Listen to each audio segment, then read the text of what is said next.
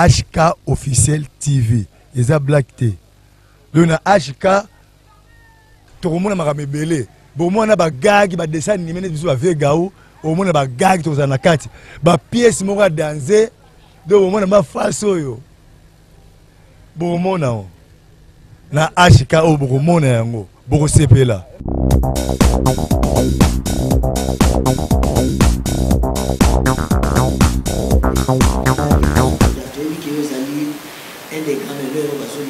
Administrateur.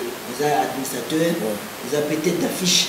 Les bateaux, ils ont une réforme parce qu'ils permettent à l'artiste musicien, plasticien, nani, peintre, banini, théâtre, musicien à se retrouver.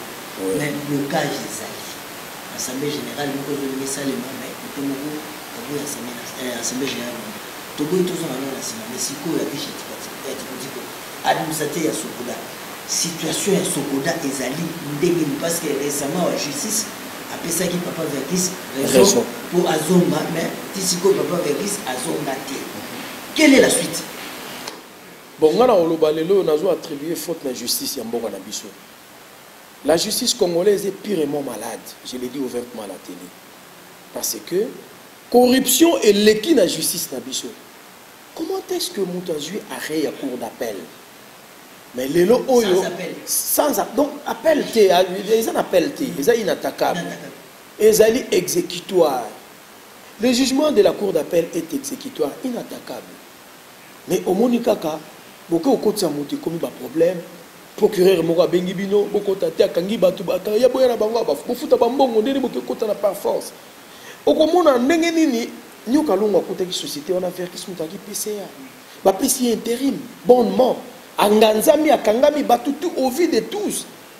Il y a une magouille qui est en train de se faire au vu de tous. Le chef de l'État Félix Azomo n'a pas que Verkis Kemongana le PCA a PC intérim, les alors là lelo Fati a PC intérim na par exemple na Bati Lukwebo.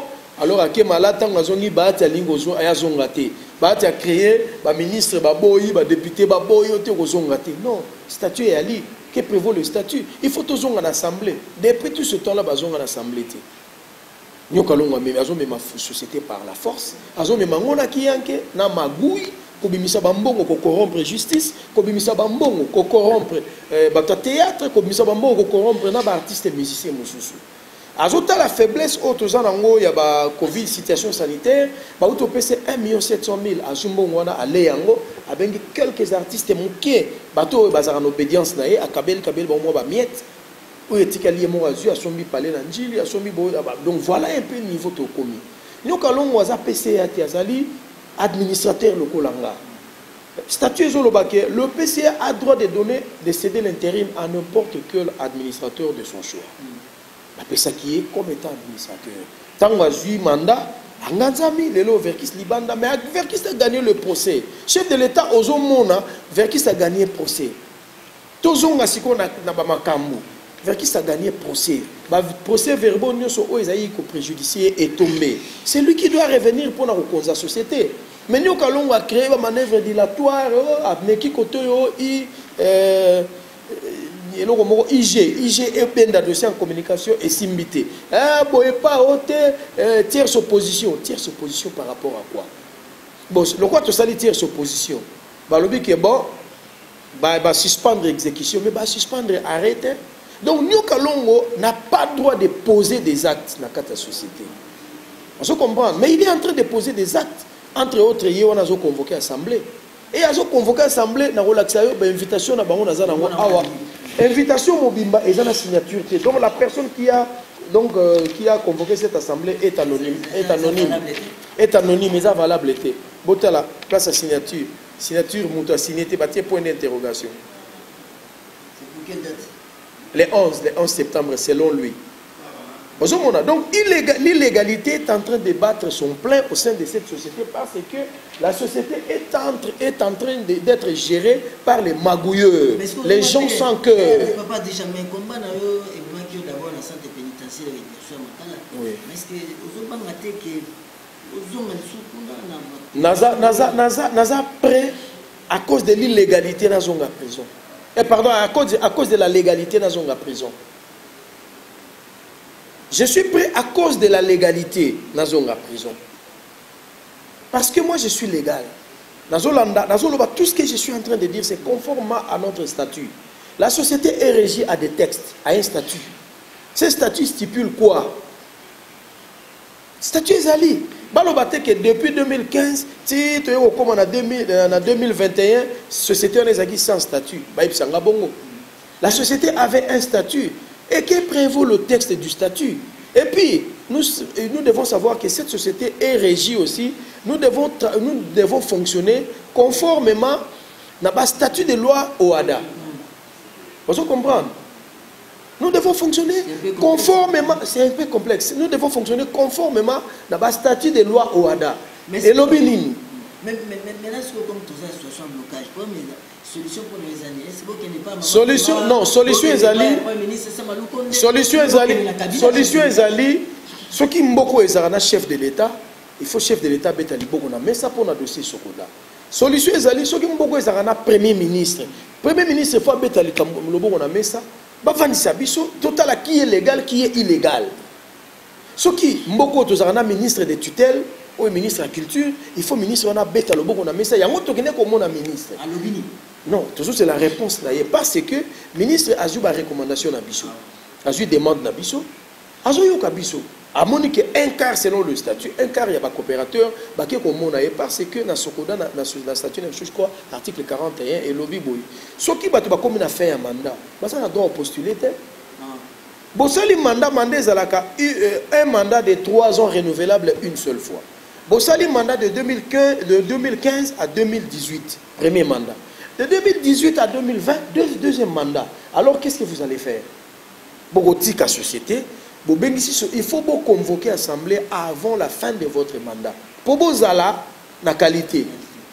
Dès lors que vous avez déjà perdu la qualité, vous allez sous la force ou pouvoir ou na oezaki bino confrère par les assises de l'Assemblée générale et quoi? Si il faut conseil de surveillance est convoqué. Dès lors que les échéances sont épousées 48 jours et coquilles, le ministère, le pouvoir revient maintenant aux sociétaires ou coopérateurs. Sociétaires ou coopérateurs, chez le ministre des tutelles, en quelque sorte.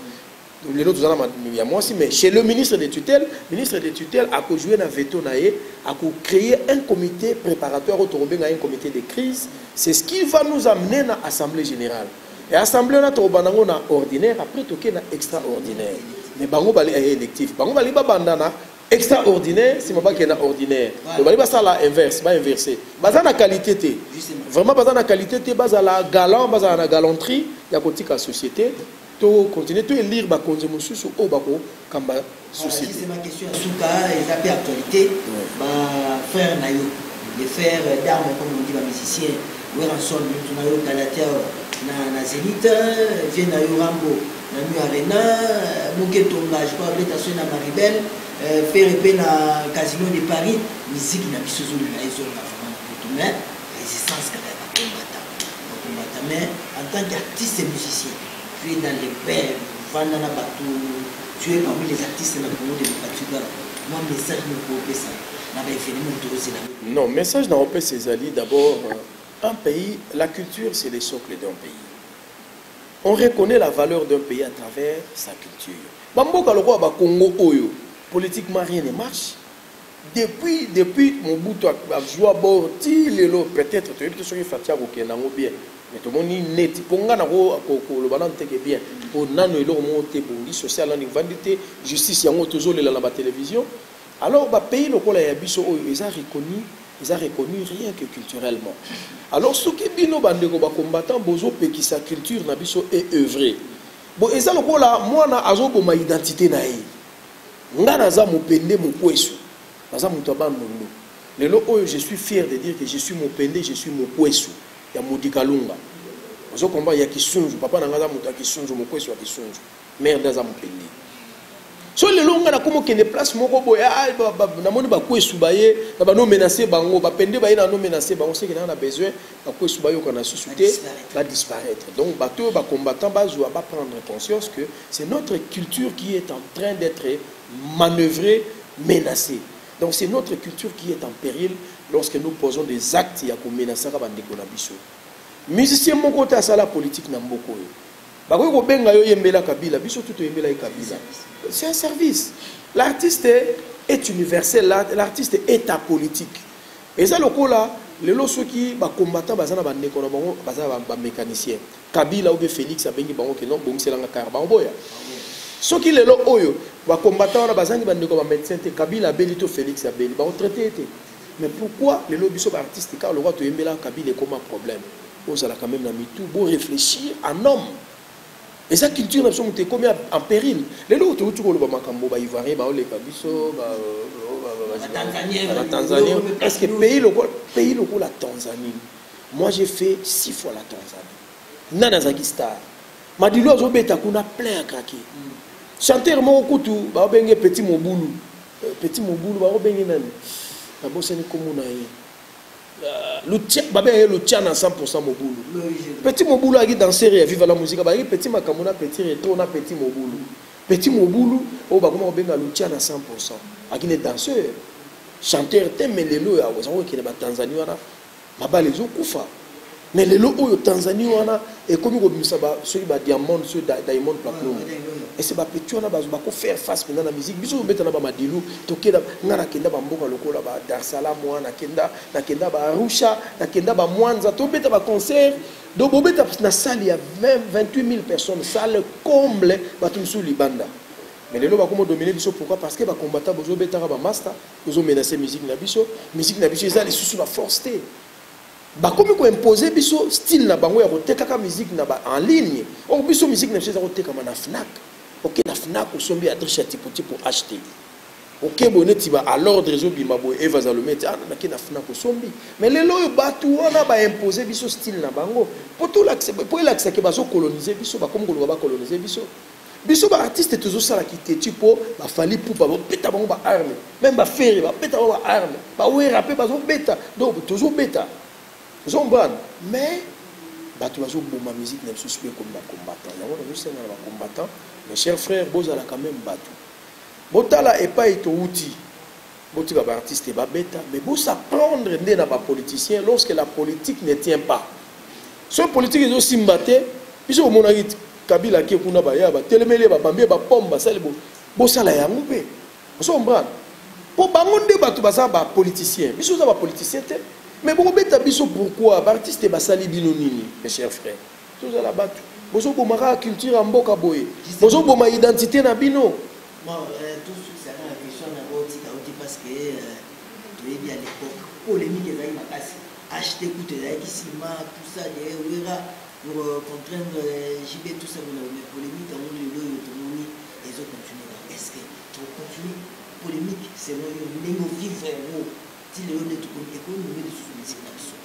non. Non, français et lobby autre temps, autre mœurs. Il est vrai que polémique le roi et Isaac n'a ampleur. Parce que tout ça, nous n'avions pas d'adversaire. Mais c'est que c'est un peu moins adversité. Comme il n'y avait pas d'adversaire, il y a un abysse tout citoyen comme ça la polémique. Cette polémique était une polémique loyale. Vous comprenez? Pas une polémique déloyale. Alors, entre nous, les locaux là, surtout vendu bat baotia biso kati te okanto lu to bunda to ko saye to zo bunda mais c'est na ko basket. Et basket, jibena wera ba master, ba bomana te, ba coopérative le basi na mo ba pire ba mo ba pi. On s'en prend. Mais polémique et ça li le ba kumba, ba patron ba juba là. Ba comme tanga million. Les ana mo ba bete. Mais lelo oyo, autre temps, autre mœurs. To commune adversaire partout. Nous n'avons plus le temps de polémiquer. Nous n'avons plus le temps de se créer des ennemis. Donc, comme est-ce qu'on a un moment où il faut tout se reconstituer en bloc pour tout faire face à nos ennemis. Nous avons des ennemis partout. Période où on a Côte d'Ivoire, nous avons tellement de qui ont été ndombolo les gars sur la TVT. Même la barre, tu vas monoga na barre non ndombolo beti, ba kangi o ki futa ba mante. Nous sommes les qui chercher comment nous affaiblir. Na monaki YouTube mo ndio moto ye mana ferré l'album na ngantibal ndio moneza na audio na YouTube mutumo a commis je suis ivoirien mais cette musique m'a ébloui D'abord, d'après moi, le lingala est la langue la plus généreuse du monde. Et je vais apprendre le lingala. Monsieur Adrisha Tipo, si tu peux m'écrire en lingala, ou soit je peux vous écrire des mots en français que vous traduisez en lingala, afin que je comprenne quand même le lingala. Le lingala est super. Tala lingala est comme exporté. Le lot bambou kebele, ce qui est bambou kebele, même les États-Unis, Américains, beta lingala. Même le Rwanda. Donc, lingala est une force par rapport à notre culture. L'artiste peut renverser une loi établie. L'artiste a un pouvoir de renverser une loi établie. Alors l'artiste avec son pouvoir, à écouter ici lingala, à écouter musique, les autres qui lingala, ça crée une autre force. Voilà. Dernier mot, tu vois ça c'est na eu akati qu'est-ce que mon gars papa Verkis santé zandengeni parce que tout ça là na posana ba tu belé ba kei ba tumba ba kei ba ni mais bisu to li via za la reste vie se porte comme un chat. Autant que comme moko ya papa Lutumba que son âme repose en paix. Papa Lutumba loba est un moment très capital à lobi mboka ezangi bakulutu ezamboka yoko ufalobi. Na mboka il faut tous en ba vieux.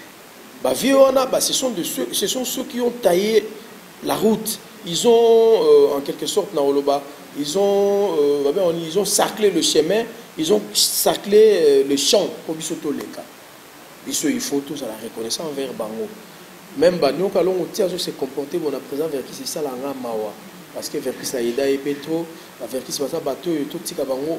Mais la bango pousse en bas koufana honneur ne balutumba bakundami papa Jano bon tout quelqu'un a deux qui simbi deux ancêtres papa Jano Bombenga na papa Verkis Kemongana que nous devons préserver to battre la bango mais na minute vie aza bien important sauf que aza na kati ya ba soins médicaux aza na kati ya aza sous-cure azo sala ba kiné parce que ça qui AVC ça ba kiné mais Dieu est grand akomi ko telema azo tambola ko ta toilette yemoko aya na bureau avant na ya wana zakina les neto coûte na latina sengi yem tapé singaro et ça linga déjà un réel plaisir vivre quand même à bandiko se rétablir mais azakaka convalescent azana besoin ya ba repos ebele azana besoin ya soutien na biso ba artiste ko kine ko tala ye soutien na biso ba artiste ko kine ko la kisaye ke o ya salaki yango désolé ça batu mingi lelo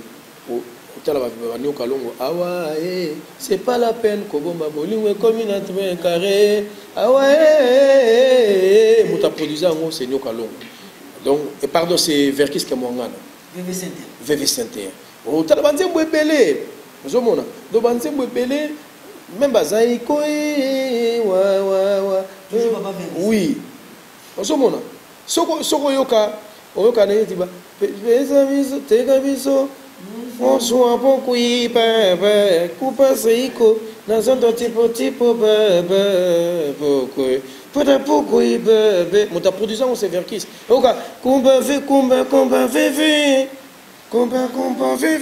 pour y aller, ma dans la zone. Combat, vévé, dans un tipo, bébé. C'est Verkis. Mais mon tango, le lot a combien de mines à Ondengenin. Mais le vieux se porte maintenant à merveille, sauf qu'il est convalescent, il est en train de suivre son traitement. Azana Katiaba kiné, Azana Katiaba Bonaboye, il va répondre belé pour nous dire comment Bokolongono. Même à Koya, il se suppose à Makama Sokodate. Et on a posé na ye pour na conseil. N'engeni bango basalaki lelo toujours la musique n'est pas producteur. Oh, ba producteur au bakobotama. Bazana doit constituer bibliothèque pour Verkis Kemongana. Aza bibliothèque, ko yebisa bango ki yo zaki ko produire vie zaki n'engeni. Je remercie jeune frère Nangale qui n'a petit Wendo. Akina mindele moko ba yeko luka Verkis, bali basa la proba se lancer la production. Alex Abango tactique ni na ko sala pour na promouvoir, pour na éditer, pour na produire.